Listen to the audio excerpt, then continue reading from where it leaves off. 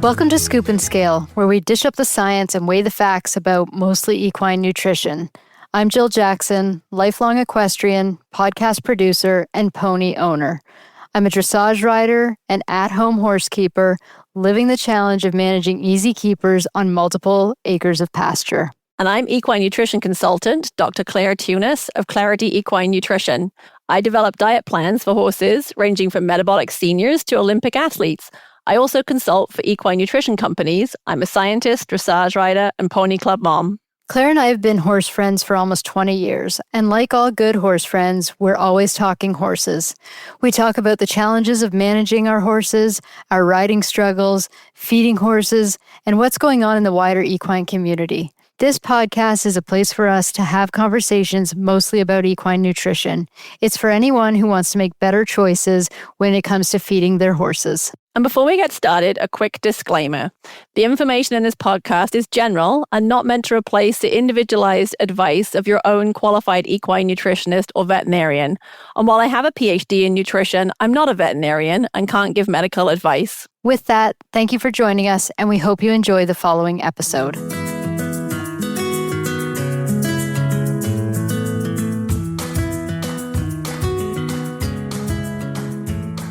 We received a listener question about feeding herbs to horses. Specifically, they wanted to know about growing herbs in pastures for horses and whether this is a good thing to do. There are often conversations about this on online groups, especially those dedicated to track grazing systems.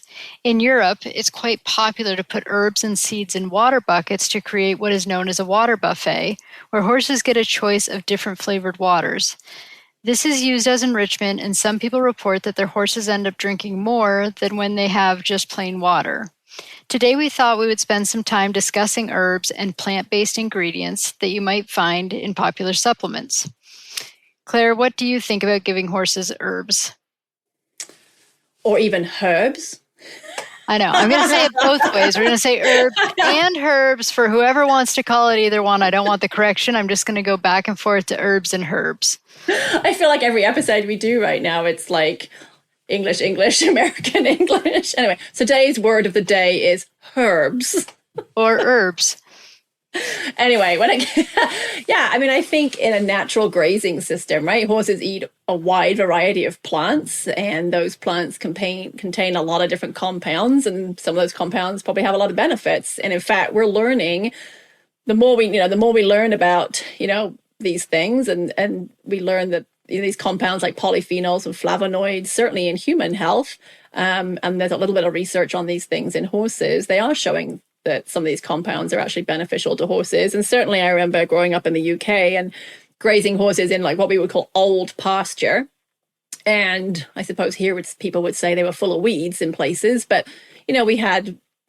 there's a type of plantain in the UK that grows. And I remember my horse going and selectively eating those, dandelions and like all kinds of different things, right, growing in the pastures that the horses would be able to go and eat. So they were getting a wide variety of, different plants. However, I think it's important to remember that just because something's natural, it doesn't make it safe, right? I mean, you can kill yourself with pure oxygen. So just because we're supposed to breathe oxygen doesn't mean to say that more is better, right? Type of thing.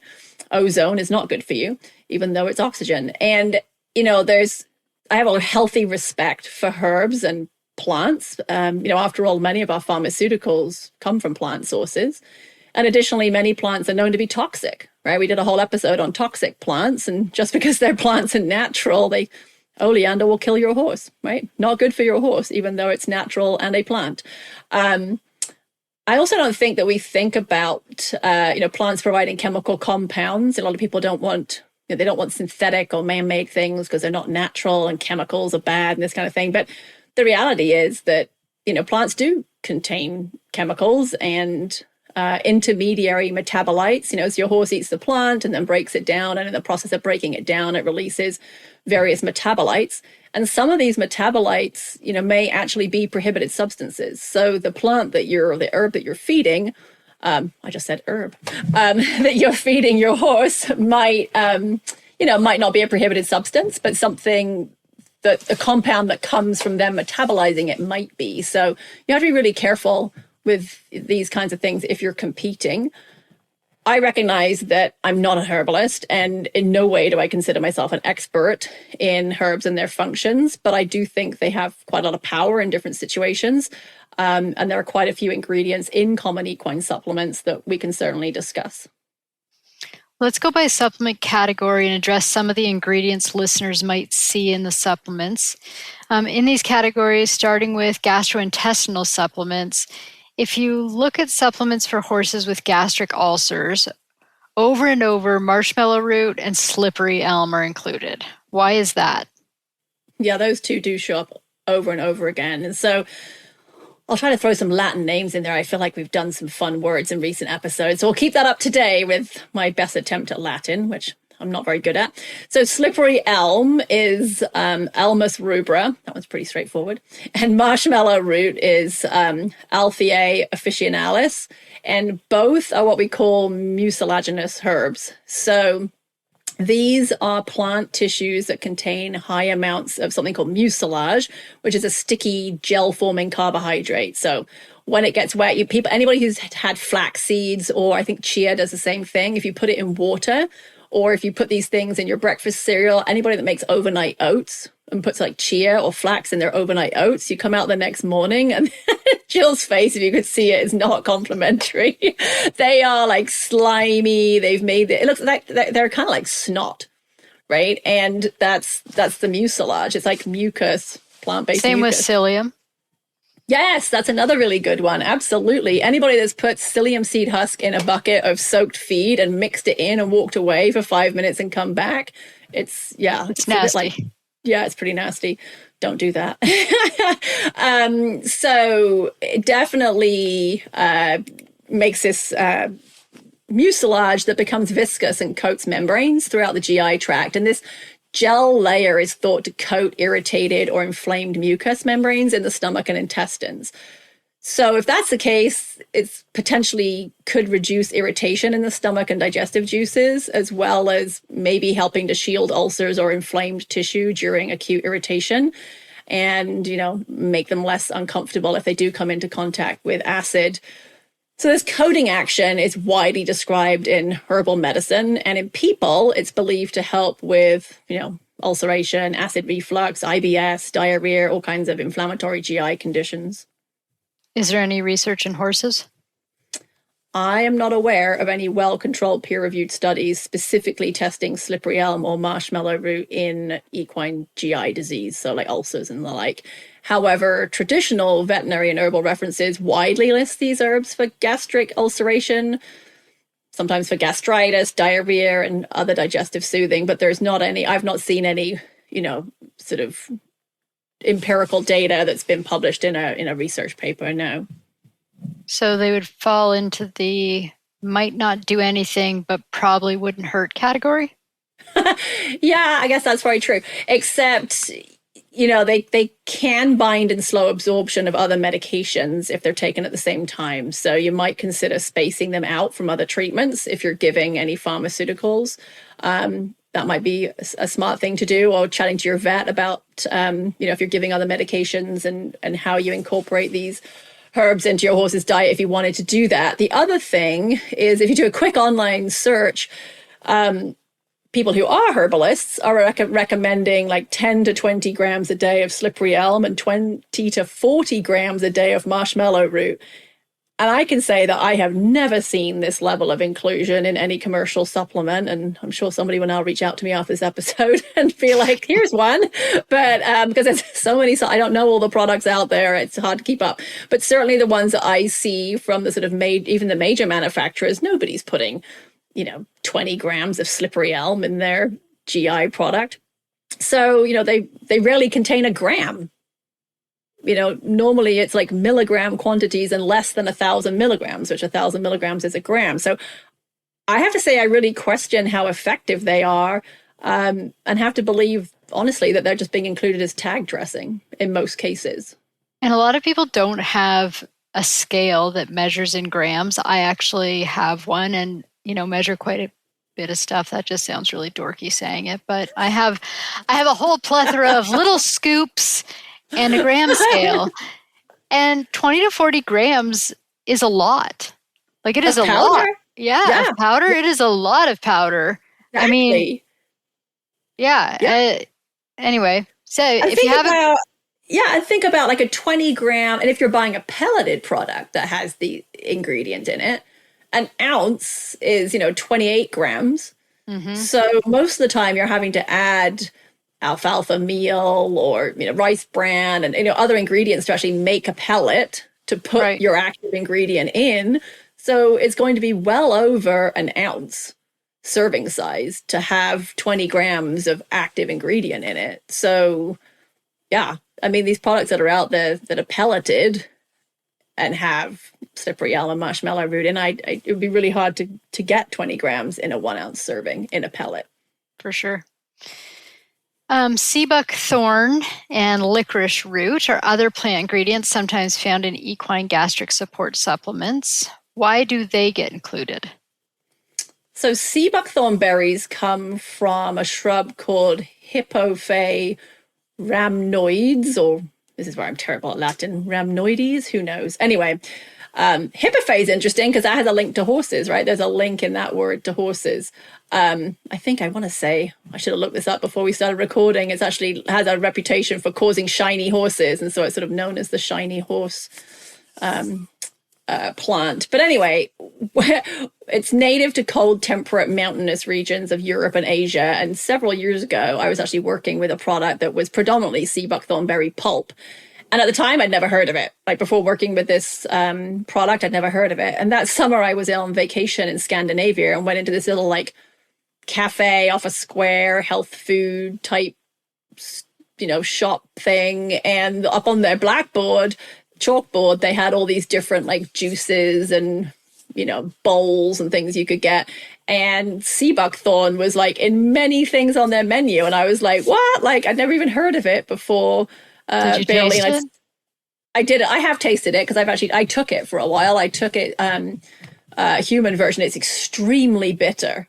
It's bright orange and like orange juice orange.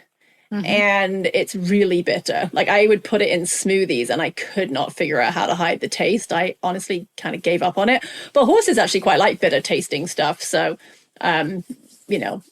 they don't seem to care so much. And it comes in a powder and it comes in like a pulp juice. And there are pulp juice products on the market for horses and there are powder versions on the market for horses. But so I just thought it was an interesting little thing that, here I was having spent however many tens of decades in the US and had never heard of sea buckthorn. And then I go to Scandinavia where the berries grow.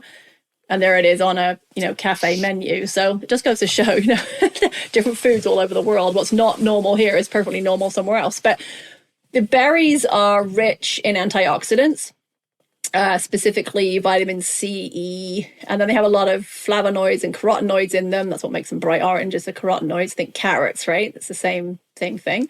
And they have omega fatty acids, especially omega-7, which is kind of unusual. And you don't find omega-7 in very many different places. The other plant that has a lot of omega-7 is macadamia nuts, interestingly enough.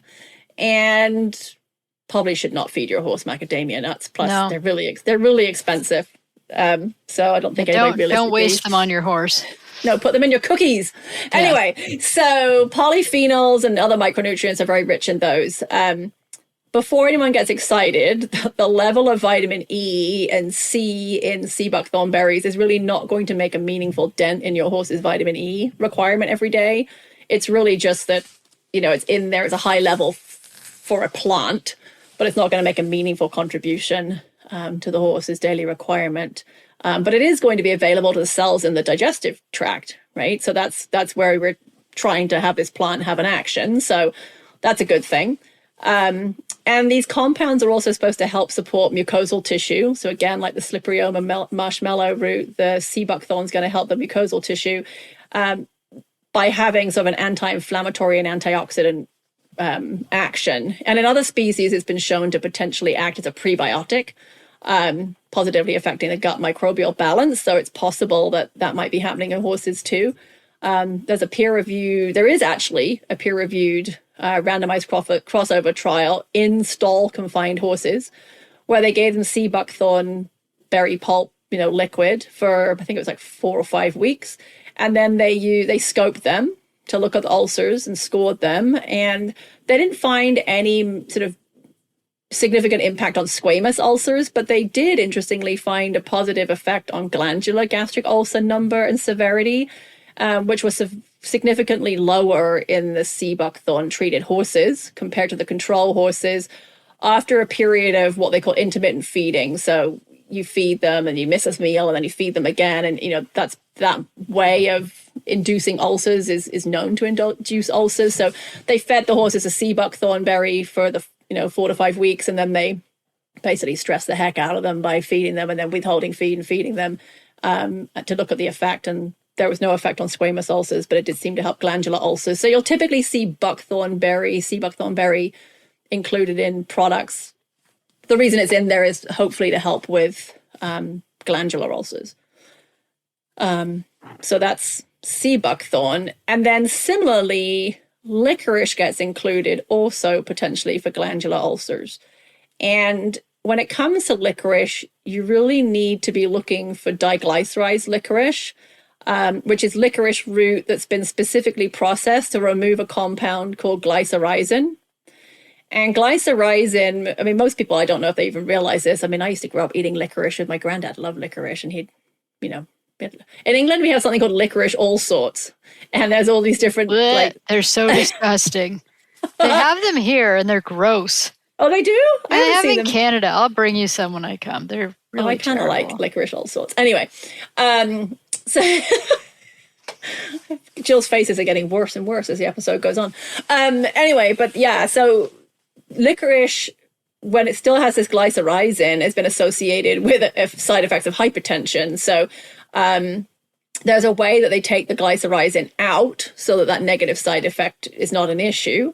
And you still have all of the flavonoids and polysaccharides and other bioactive compounds. So the main digestive mechanism is that it's supposed to have a soothing action, and it's supposed to, again, like the other things, form a protective film over irritated mucosa, be anti-inflammatory, reduce irritation, supports the gut barrier, all that kind of good stuff that we're looking for, especially in a gastric product.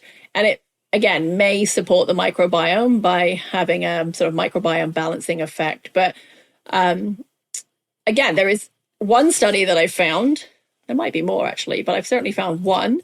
And it was a study in donkeys showing that this, and again, the Latin name, Glycyrrhiza glabra root, which is licorice extract, reduced the severity of NSAID-induced equine glandular gastric ulcer disease compared to untreated animals.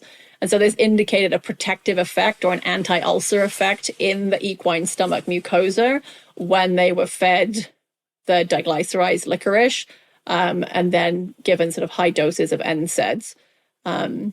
So when you're looking at labels, it's really important that you're looking for diglycerized licorice and not just straight licorice root.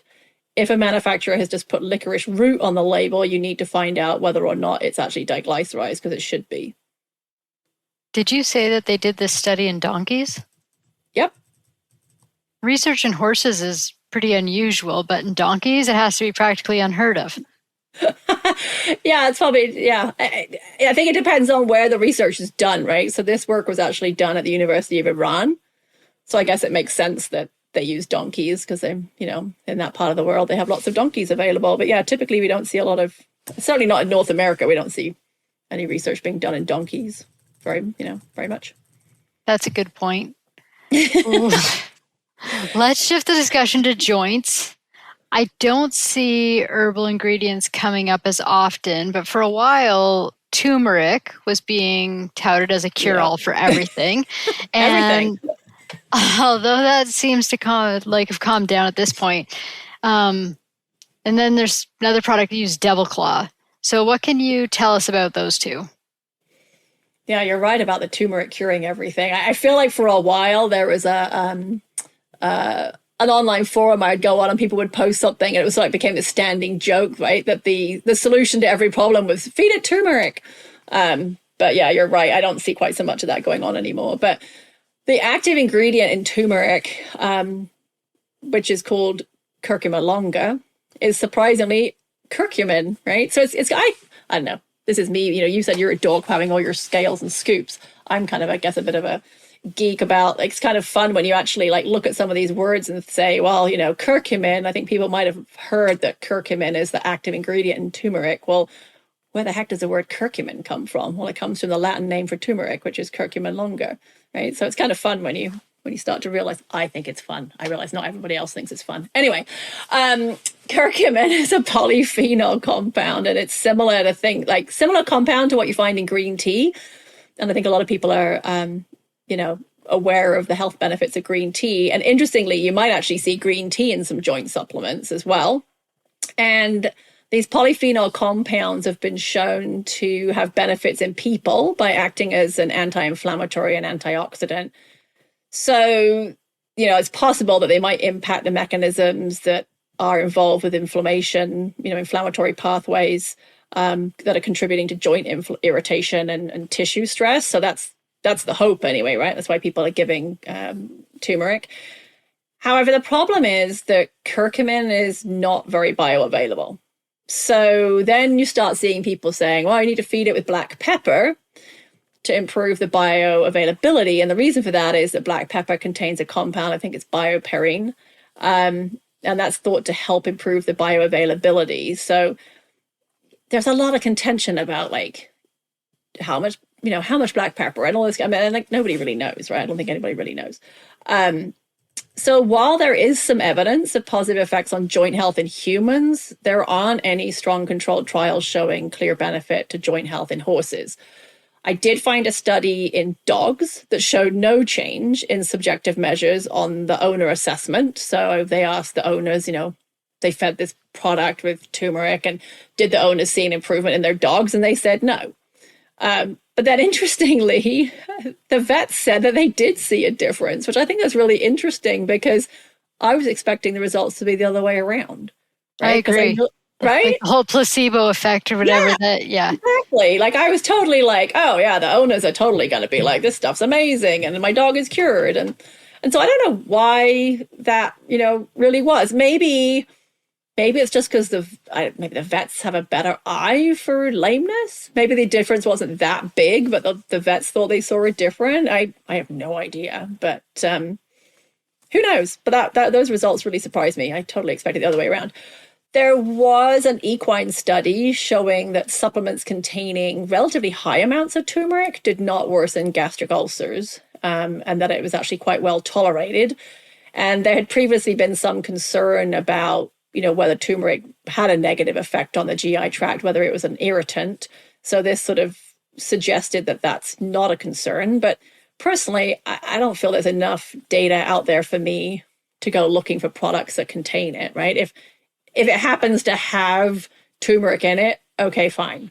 But I'm not going to go searching for products specifically for turmeric at this point. And I do think that curcumin may be a prohibited substance in some disciplines. So that's something to keep in mind. You also mentioned green tea, which I just want to point out is also can be a prohibited ingredient for some organizations also.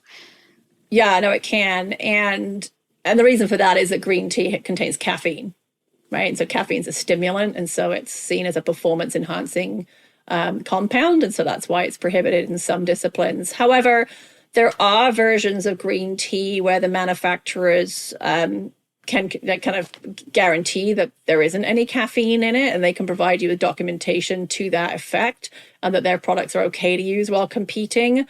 But I would not assume, if I saw green tea on the label of a product I wanted to feed my competition horse, I would not assume that was a caffeine-free version, right? You need to do your due diligence and get hold of the manufacturer, and they should be able to provide you something in writing that the version of green tea they're using is actually caffeine-free.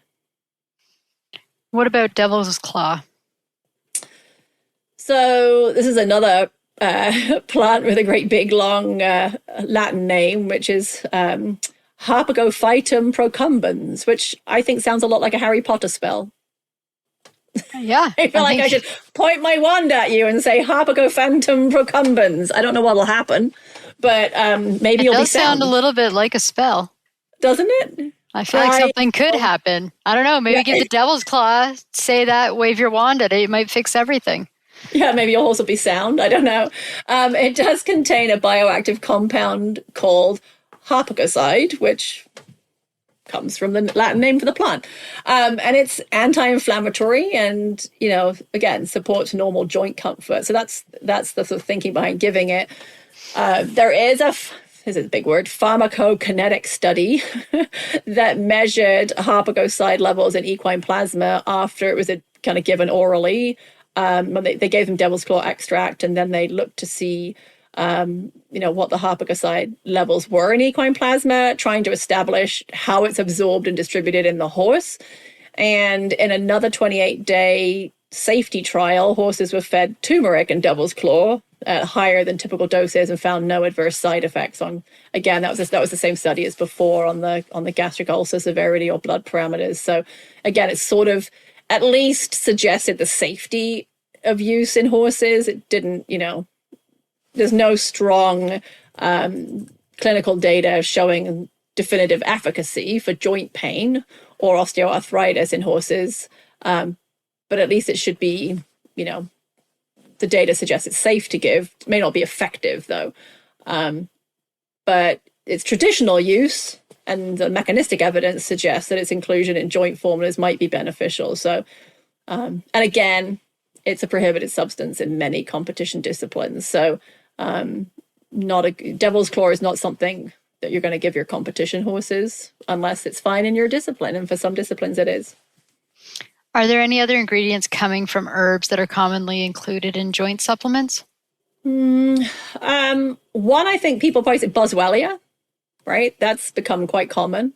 And then there is rose hips.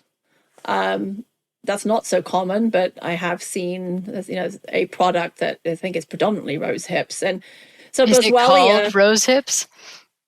I don't remember. It is. It's called. It is. Is it well, rose it's got hips? another word with it. We're not promoting products, but yeah. I mean, it's very clear this product has rose hips in it. Yes. Right.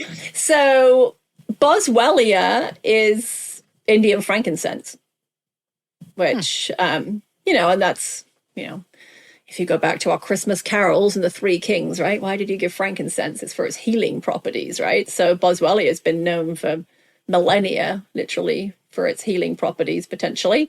And it's harvested from the resin of boswellia trees. And that, I feel like, is a, Dr. Zeus boswellia trees, but...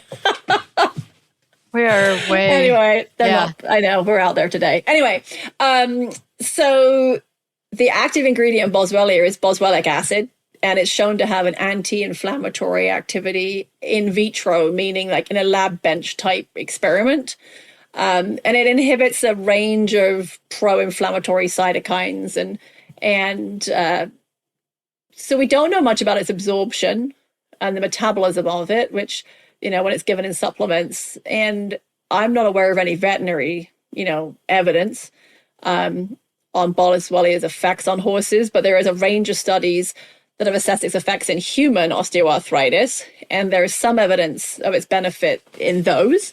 So it's being extrapolated. Its use in horse supplements is being extrapolated from the human data. But as we know, that doesn't always mean that just because something works in humans, it doesn't mean to say it's going to work in horses, because horses have a different digestive tract and they absorb things slightly differently. So, but there is some, positive research in humans. And then the rose hips that you were mentioning, they are literally from, wild roses.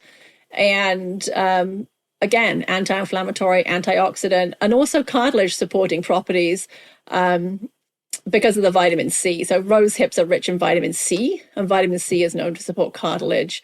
And there is a controlled study in horses where they fed rosehip powder and they improved antioxidant capacity in blood cells, and they raised the plasma vitamin C levels, and it was associated with faster performance and improved recovery after strenuous exercise. So not specifically for joints, but at least we know that it is bioavailable and it is actually impacting the horse's vitamin C status, which is something. And they also have something in them called galactolipids, which is, I don't know where we come up with this stuff, right? But galactolipids from outer space. And they're actually among the most studied rosehip components for joint support. So those compounds also kind of figure prominently in the rosehip joint research. I will say, when I did the water buffet, that the rose hips, the whole, I don't know, they sort of look like little pomegranates, right? The whole thing. You throw them in the bucket. The horses loved bobbing for those, and they made a really great crunching noise when they ate them. So satisfying. Yeah, they were very satisfying. Anyway, again, I don't know if they did anything, and I don't know what they tasted like, but the horses definitely loved the floating and chewing them up. Yeah, and I think rose hips have been used in human medicine for a long time. Yes. You know, I feel like it's something my grandmother talked about. And I feel like, wasn't there like a rose hip syrup? Well, it would make sense. There was a rose hip syrup. You used to be able to, cook rose hips down and make a syrup out of it when you had a cold. They also make tea out of it. Like lots of people will boil it up. Which totally makes sense because of the vitamin C, right? And when we have a cold and your immune system, vitamin C, I don't know what boiling things does to the vitamin C, but it might not be so good for the vitamin C. But rose hips have been around in human for things for a long, long time. So let's change topics again and take a look at herbs used for respiratory conditions.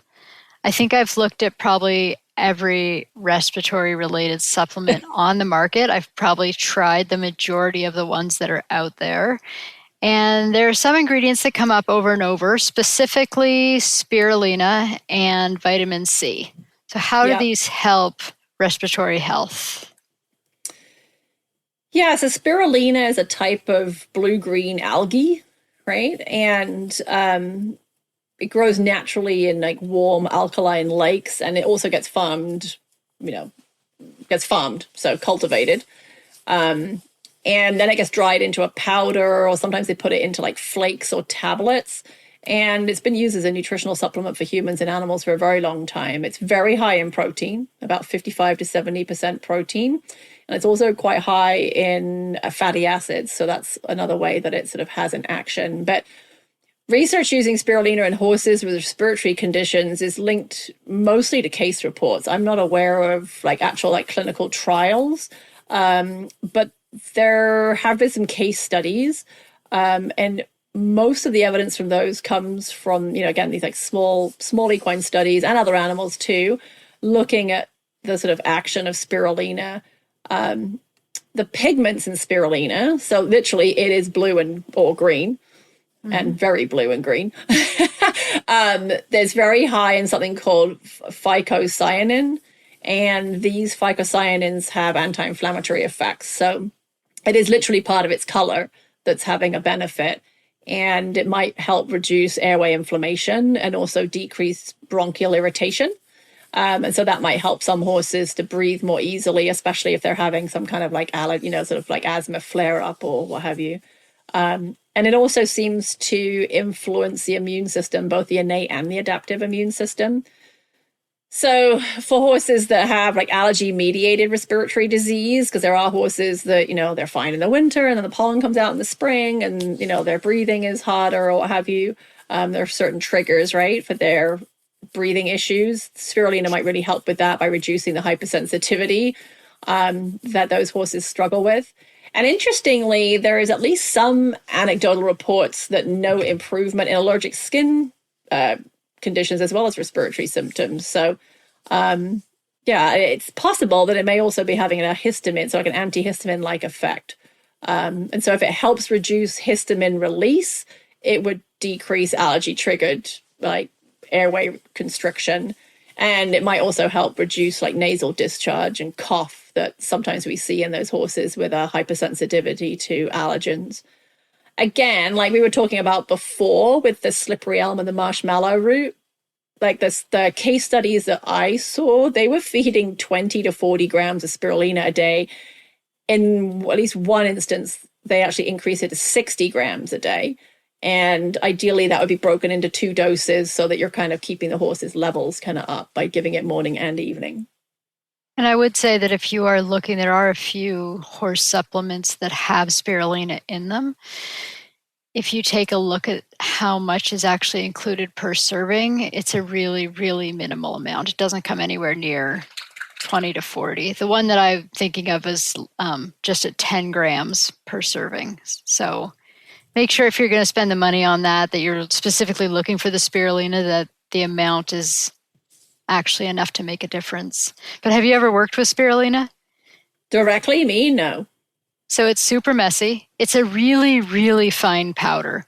And 20 grams of it is a lot. One, it's a lot to put on top of your food. It's got a pretty strong smell. It's a natural smell, like not so much like the ocean algae, but definitely has a smell, and it's either very green or very blue. So when your horse puts their head in to eat it, they will have green up their nose if it's not wet. So it's like all up their nostrils, all over their muzzle, and then everything they touch after.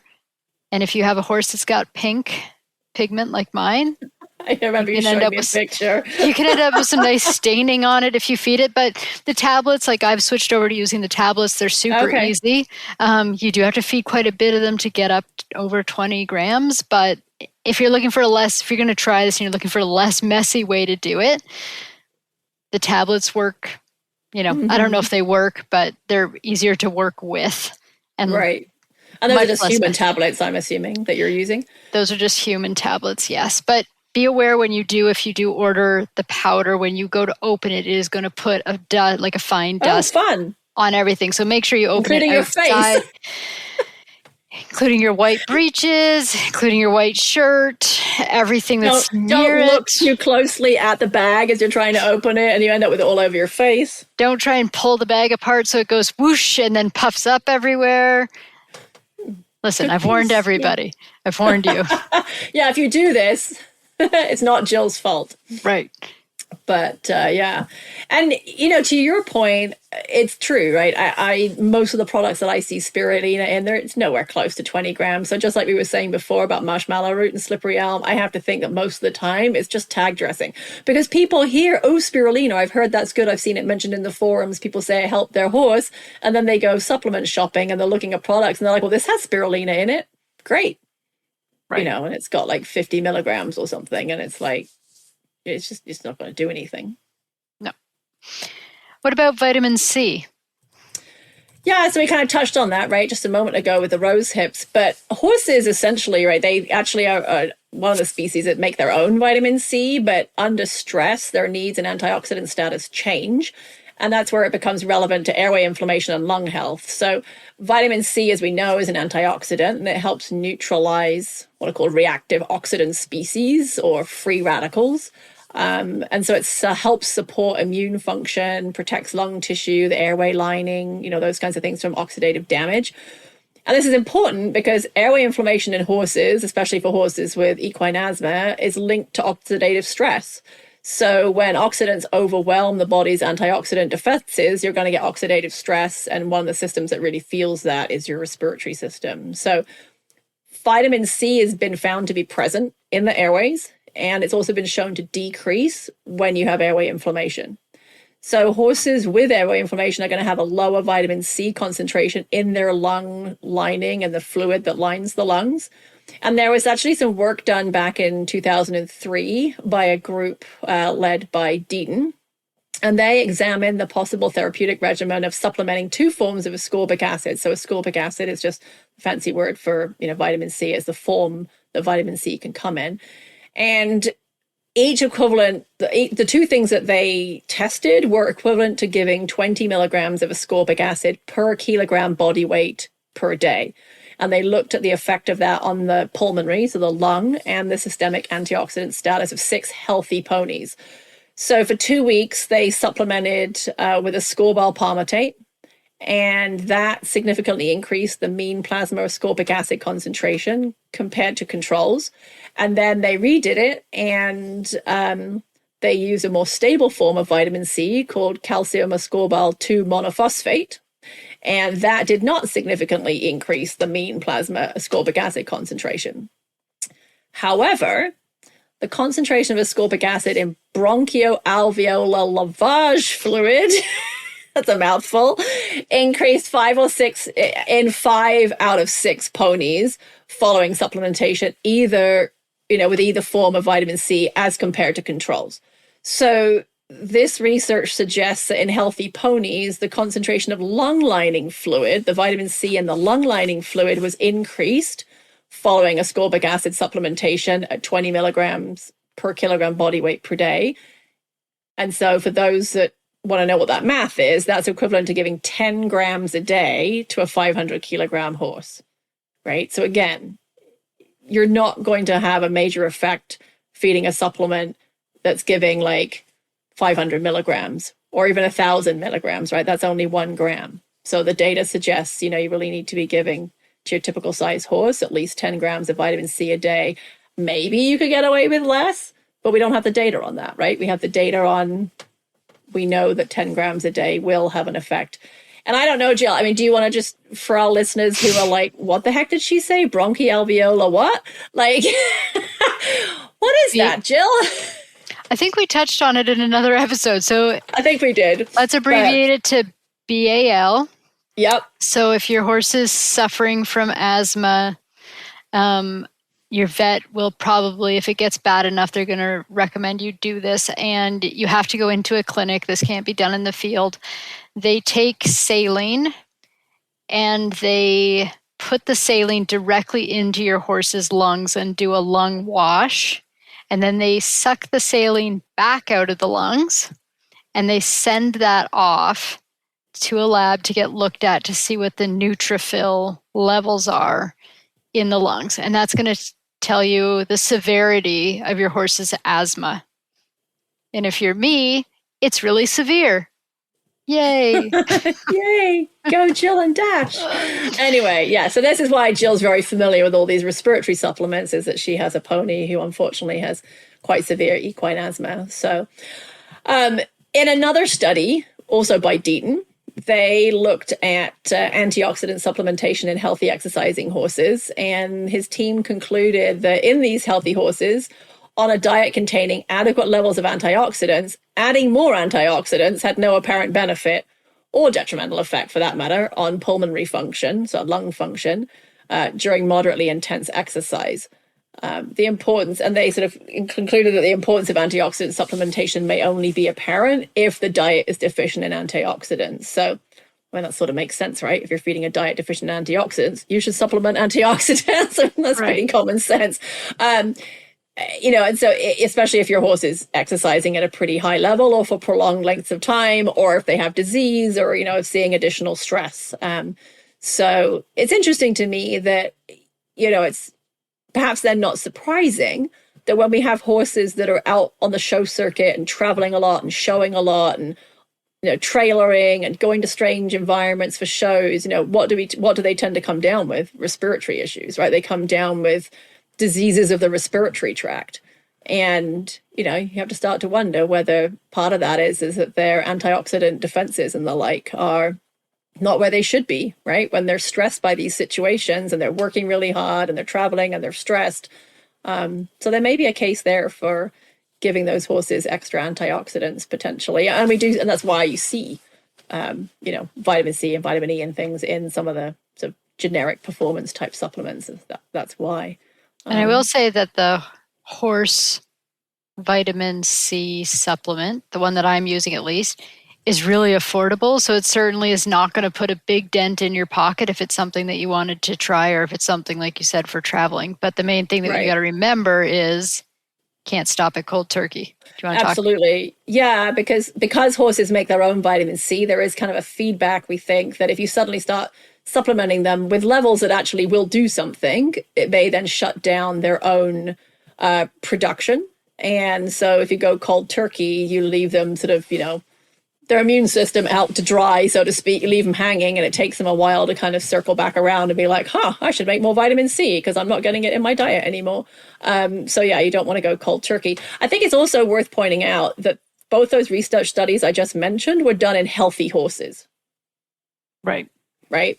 And so one would assume that horses with asthma or other issues would behave similarly, but it's possible that they wouldn't. Right. But the problem is it's really hard to do, from an ethics standpoint, it's sometimes hard to do research on horses, at least controlled studies can be hard to do on horses that actually have a health condition. If there are like known treatments you could be doing, because ethically it's like, well, why are we messing around experimenting with this thing that may or may not work if we have a known thing over here that we know does work? Right. So I think there's a lot of stuff that doesn't. I mean, we could use fecal water. We could use my respiratory issues. We don't actually know what works and what doesn't work. I mean, we just keep trying. I think there's a lot of some things, gastric ulcers, we know how to, we can scope for that. We can treat them. There's things available and we know it will fix it. But some of these, I think they could do the test. There's enough horse owners with prolonged health issues that they've tried everything that they're not getting, nothing really works. Anyway, so there is some science supporting giving horses with respiratory issues vitamin C, correct? Yes. Yeah, absolutely. I also see something called hesperidin in some products. Is that an herb? It's a flavonoid compound, mainly from citrus fruits. So I guess, right. At least it's plant origin, right? It's coming from oranges and lemons and stuff. It's been studied for several health effects, including respiratory health. And there is evidence, that it may help, and that's fairly consistent across studies. There has been some work in allergic asthma, in models of allergic asthma, and it's been shown to reduce histamine release. So that's kind of a big deal. And also to decrease mucus hypersecretion, which we know if you're producing a bunch of mucus, you can't breathe very well. So, controlling that in your airway is a big component of airway, management for these horses that have equine asthma and respiratory allergies. It also has anti-inflammatory effects, and obviously inflammation is a key problem in asthma, and other respiratory conditions. So the lab animal and cell level studies, it seems to downregulate some pro-inflammatory markers and reduces airway hyperactivity and decreases bronchial swelling. So I'm not aware of any research in horses, but certainly in other species, there seems to be some positive benefit specifically related to airway health. Another ingredient I see that I'm not even sure I can pronounce is giagulan. Yes, it's actually jiaogulan. Is it? According to my Mandarin speaking child who is learning Mandarin in high school, I gave this to her and I said, "How do you pronounce this?" And she said jiaogulan with an emphasis on the gu, which I can't figure out how to say. Jiaogulan? Jiao. I don't know. I asked Google Translate, and this is what I got. So I just phonetically, I'm saying it. It's a vine, and it's indigenous to the mountainous regions of China. So it is a plant that grows in China, and they've consumed it for centuries. And they believe that it reduces fatigue and cold symptoms. So maybe we should all be taking it, make ourselves feel more lively. But airway inflammation, I think it's pretty obvious, right? As we've discussed, it's a big part of equine respiratory issues, regardless of whether you've got seasonal allergies or asthma or what have you. And jiaogulan contains something called, I can't even pronounce this now. My brain is like done with all these words.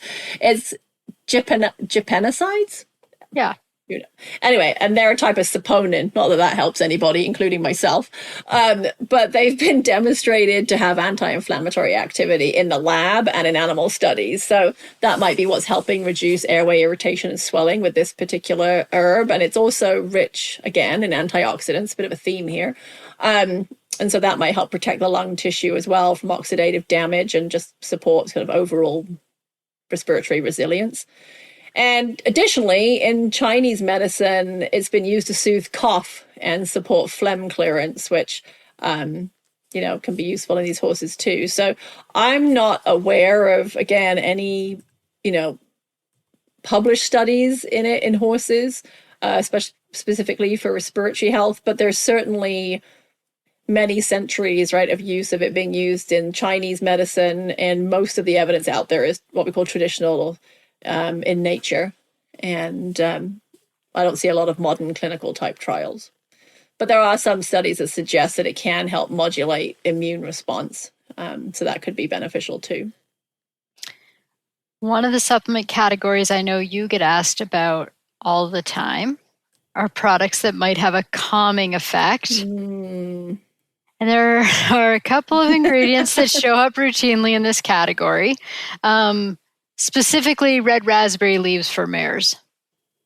Yeah, I get asked a lot about, calming supplements. And for me, I always kind of go to starting off with digestive tract support, because I think a lot of anxiety and stuff actually comes from GI distress, but that then results in behavior that we don't particularly enjoy as horse owners. But I do get asked. I do get asked a lot, and I have a lot of people come to me who are feeding red raspberry leaves. I mean, what I tend to find is if people are dealing with behavioral issues and it's a mare, they go to red raspberry leaf, and it's immediately hormones, right? Which I think is kind of interesting, and I'll just have my feminist moment, right? But how many decades have we been told as women, oh, she's just having histrionics and being hysterical woman, and it's hormones and da da da da da, and it's like, is it really? Anyway, just throw that out there. It's a bit of a label we like to give the girls out there, right? It's just like, oh, if the women are behaving badly, they're just hormonal.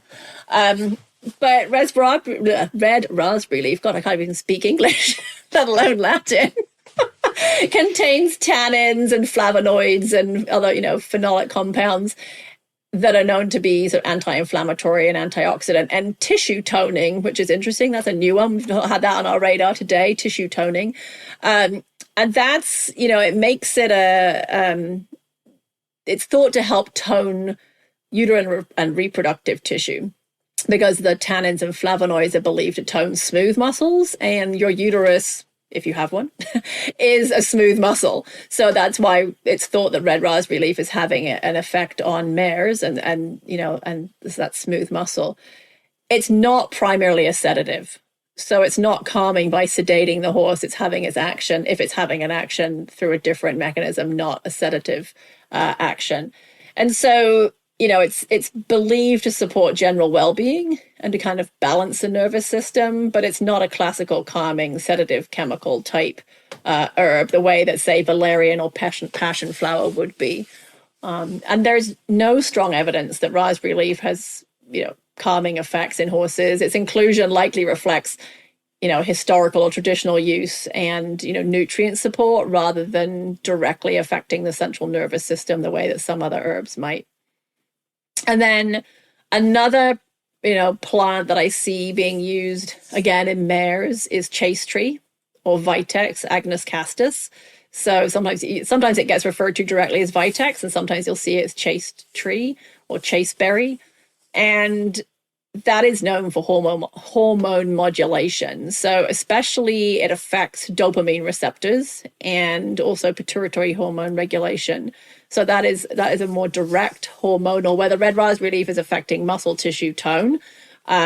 Chase tree is having an effect on hormones and potentially dopamine. So in humans and other animals, it's mainly used for reproductive balance, menstrual cycle regulation, PMS, that kind of a thing. In equine calming supplements, it's often included, again, similar hormone modulation of stress responses or potential influence of behavior linked to the estrus cycle. Mares that cycle wildly, and there does seem to be a behavioral component. Their behavior goes downhill when they're cycling, then oftentimes chaseberry will get used for that. However, like raspberry leaf, it's not generally considered a primary central nervous system sedative, the way that valerian, hops, or chamomile might. So its role is more behavior modulating, especially from a hormonal sort of perspective. If you had to pick one of these for a hormonal mare, which would you choose, the red raspberry or the chaseberry? I would use the chaseberry. That would be I feel like that would likely have more effect in a hormonal mare than the raspberry leaf, because the raspberry leaf is just supposed to be, muscle is a muscle tone issue. You're not really helping to having an influence on regulating hormone levels or anything, which the chasteberry tree might be having. You mentioned hops. Is this the hops that we use to make beer? Yes. It is. Maybe that's why it makes the horses feel good. Who knows? Maybe, right? And maybe we feed stout to horses to try and get them to sweat. So we do use beer for horses in other situations. In all seriousness, though, like what do hops and valerian do for calming? So I just have to share the Latin name for hops because it's, of all the ones we've done today, it might be my favorite. Okay. It's Humulus lupulus. I don't know why I think that's so funny. It's so many U's. It's like H-U, it's H-U-M-U-L-U-S, L-U-P-U-L-U-S. It's Humulus lupulus. Anyway, they have a mild sedative and anti-anxiety effect because they actually influence neurotransmitters in the central nervous system that may promote relaxation, and they might also reduce like neural excitability. So that's why these are thought to have more of a direct sort of sedative central nervous system effect than the last two, which were more hormone regulating. And so typically the effect of hops are mild, which might make them suitable for nervous or high-strung horses that are competing, for example, because it doesn't have a strong sedatory effect, that it wouldn't impair performance, although I'm not sure if they're prohibited or not, but many things that do work in this category are prohibited, so you need to kind of check that out. And then direct equine studies are limited. Most evidence comes from rodent studies, where it shows that hop extracts reduce anxiety-like behaviors. And so oftentimes hops is combined with other herbs, for example, valerian, to support relaxation during training, travel, stressful situations, that kind of a thing. And the two actually work together really well. So, and I think you mentioned valerian, and it contains valerianic acid and valipotriates. It's a strange word. And they're sedative compounds. So valerian is sedating, and similar to hops, it works on what's known as the GABA system by increasing the availability of something called gamma-aminobutyric acid, which gets abbreviated to GABA, thankfully. And that's a neurotransmitter that helps reduce sleep and anxiety. So, it is, again, working Not reduce. Say that again? You said it reduces sleep. We don't want to reduce the sleep. Oh, sorry, not reduce. No. We want them to sleep. We want them to sleep. No, it regulates sleep and anxiety. So maybe they'll sleep better, right? And be less anxious. Yeah. Right. Good catch. And so it is very much more the sedative. But, if you're thinking calming, this is what I think when people think calming, this is what they're thinking, right? Of a calming supplement, as I think, and valerian, I absolutely know, like certainly in Yusuf, valerian is prohibited, right? So it impacts this GABA system by binding, to GABA A receptors, and that increases the inhibitory signaling in the brain, which in turn then reduces nervous excitability. So it can be, a calming effect, again, without a strong anesthetic effect. But it may modulate serotonin pathways as well, which would also contribute to stress reduction. And again, as far as equine studies, they're scarce, but there are some studies in companion animals, so in dogs and cats, and of course in rodents, and so we do a lot of these kind of work in rodents, right? Because it's pretty easy to do. And they showed reduced stress and nervous behavior with valerian. And it's commonly used in horses in calming blends, specifically for nervousness, anxiousness, reactive horses. And, as I mentioned, it's another substance that is commonly prohibited in competition. That was a lot of information. Like all of the herbs, but the common thread, I think, with most of these is that they have antioxidant and anti-inflammatory properties. I mean, I think we saw that across the board with most of the ones we talked about. Yeah, no, absolutely. That's true.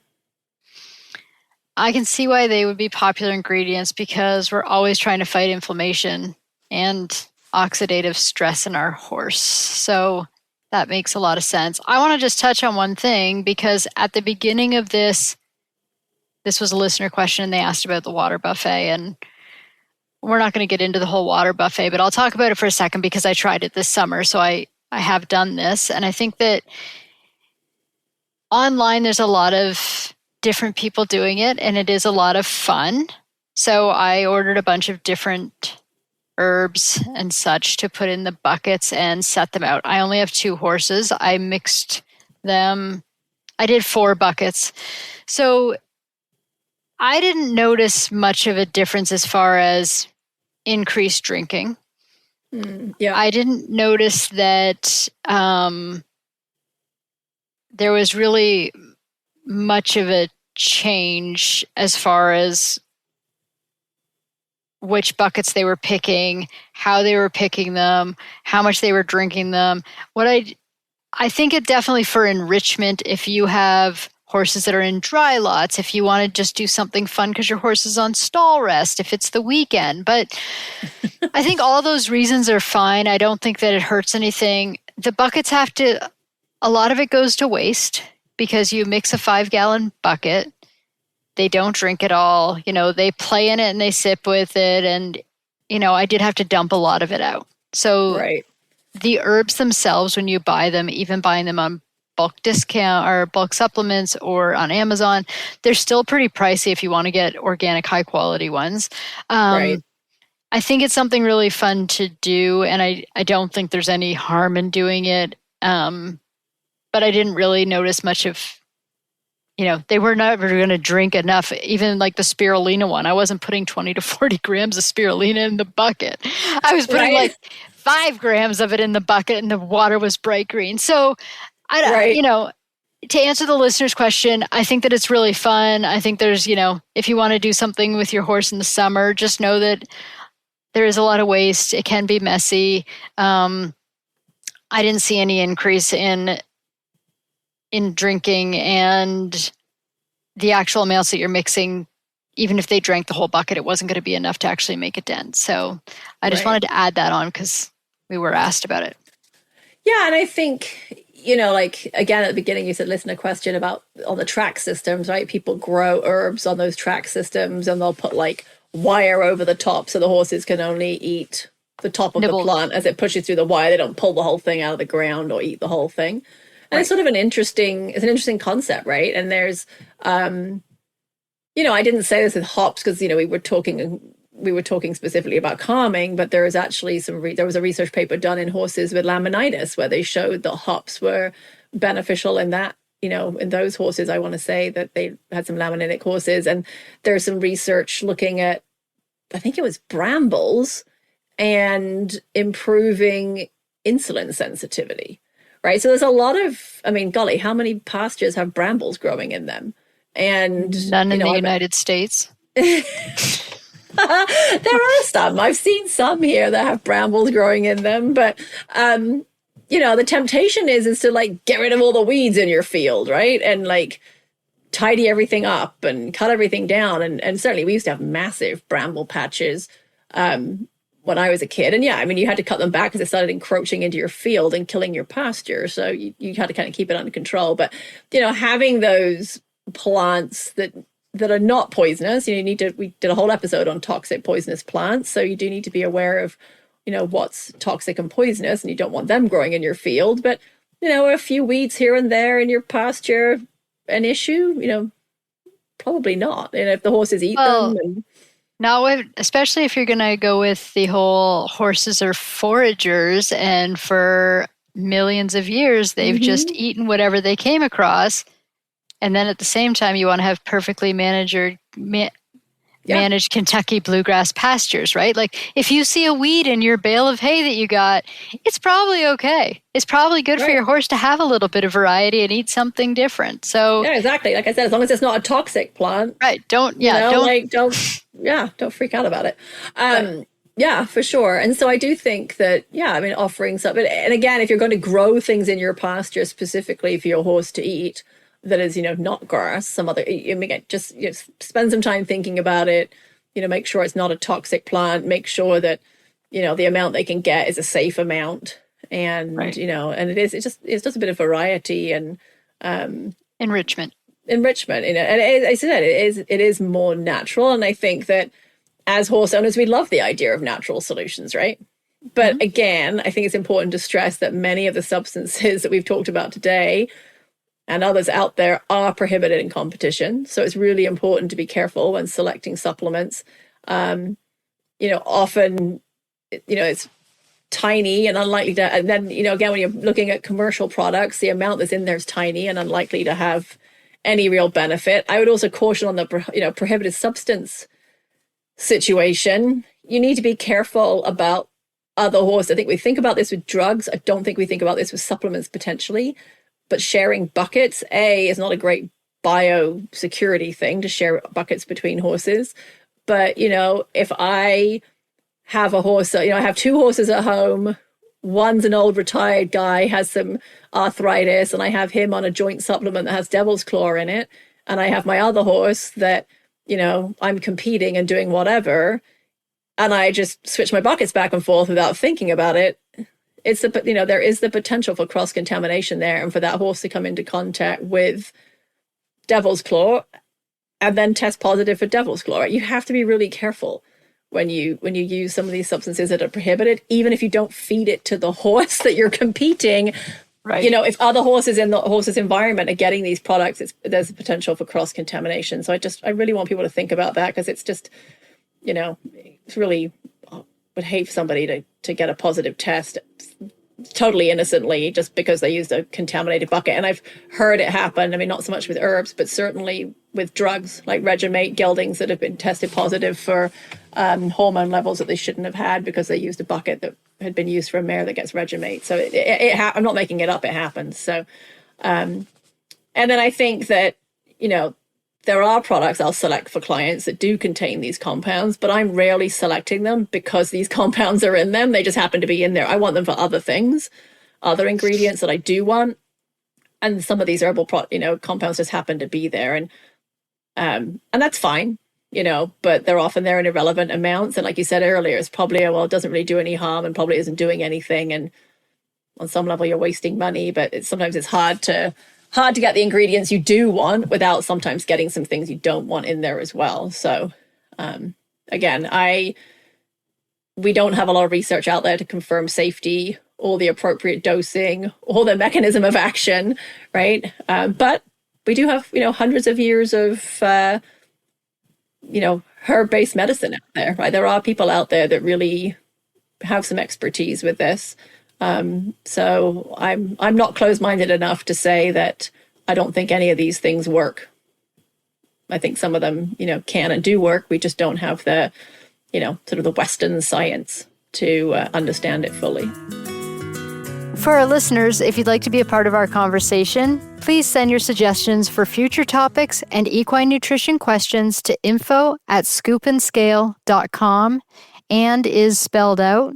You can also find Claire at clarityequine.com. We know that if you're like us, you're probably listening to this while driving or doing barn chores. But when your hands are free, if you'd share it with your friends on social media and be sure to subscribe on your favorite podcast platform, it helps other horse lovers like you to find us. For the Scoop and Scale podcast, I'm Jill Jackson. And I'm Dr. Claire Tunis. Thanks for riding along with us.